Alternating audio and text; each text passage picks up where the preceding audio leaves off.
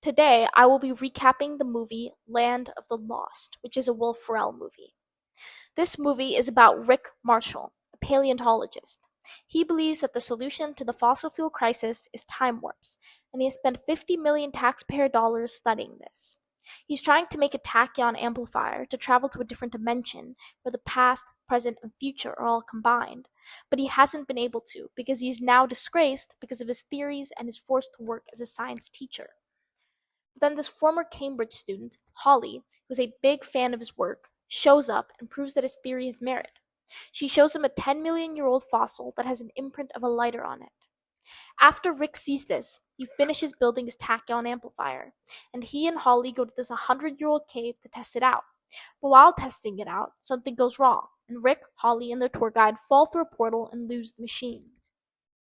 They land in a desert in another dimension where the past, present, and future are all mixed together. So it looks like Rick's theory was correct. While they wander around the desert, they meet this primate named Chaka, and they befriend him. And Chaka is going to continue through their journey with them. Then after they meet Chaka, they continue wandering around, and but they get attacked by a T-Rex, and the T-Rex almost eats them, but they do manage to escape. But even though they escape, the T-Rex now has beef with Rick because while the T-Rex was chasing them, Rick said that he had a brain the size of a walnut. He basically called the T-Rex stupid, and now the T-Rex hates Rick. The next day, Rick, Holly, the tour guide, and Chaka see this blinding light and run to where they saw it. But when they arrive, they get attacked by a bunch of lizard aliens. But they manage to escape by entering this glass pillar that takes them to a space dimension, where they find a lizard alien named Enoch who's trapped there. Enoch tells them that this lizard alien Zarn is collecting these crystals to open a doorway to their universe so he can conquer Earth, that only Rick can stop him. He says that the fate of the universe depends on him. Zarn needs Rick's tachyon amplifier to harness the power of the crystals and to travel to their world, so they have to find the machine before Zarn does. So they leave Enoch's dimension and they wander around to look for the machine. But while they're looking for the machine, they get attacked by another dinosaur, and they defeat the dinosaur by catapulting nitrogen gas into the dino's mouth. The dinosaur explodes, and they find the tachyon amplifier inside the dino.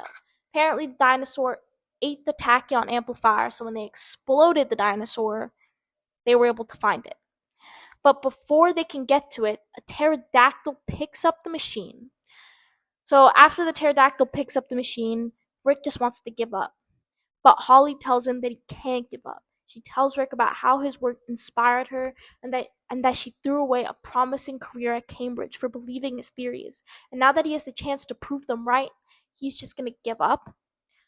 Holly's words, they really affect Rick. So later that night, he goes to Holly and he apologized to her, realizing that she was right.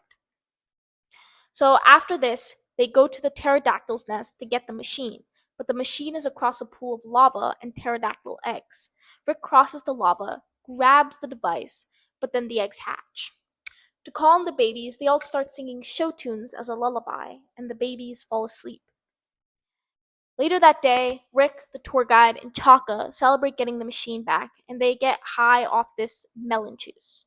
While the rest of the group is high, Holly discovers a message from Zarn saying that Enoch is the bad guy and that he wants to conquer Earth. So it looks like Enoch tricked them.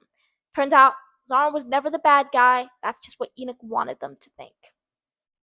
But before Holly can tell Rick, the tour guide and Chaka, before Holly can tell Rick, the tour guide and Chaka about Enoch's deception, she gets kidnapped by the alien lizards. They want to execute her for working with Enoch. After the melon juice wears off, Rick and the tour guide and Chaka realize Holly is missing, so they disguise themselves as alien lizards using shed skin to break into their compound. They manage to free Holly, and after Rick saves her, Holly kisses him, so I guess they're a thing now. But then Enoch shows up.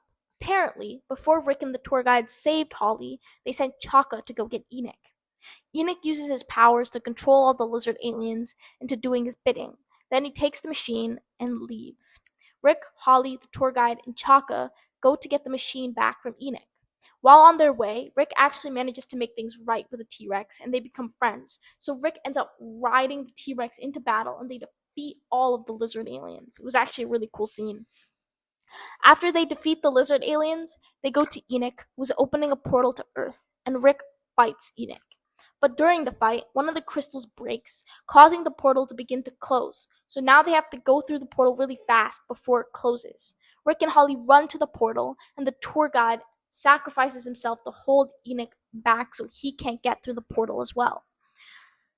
Rick and Holly go through the portal and they land back on Earth. And now that they are back on Earth, they manage to prove their theory correct and become famous scientists. And that is how the movie ends, with Rick and Holly becoming famous scientists.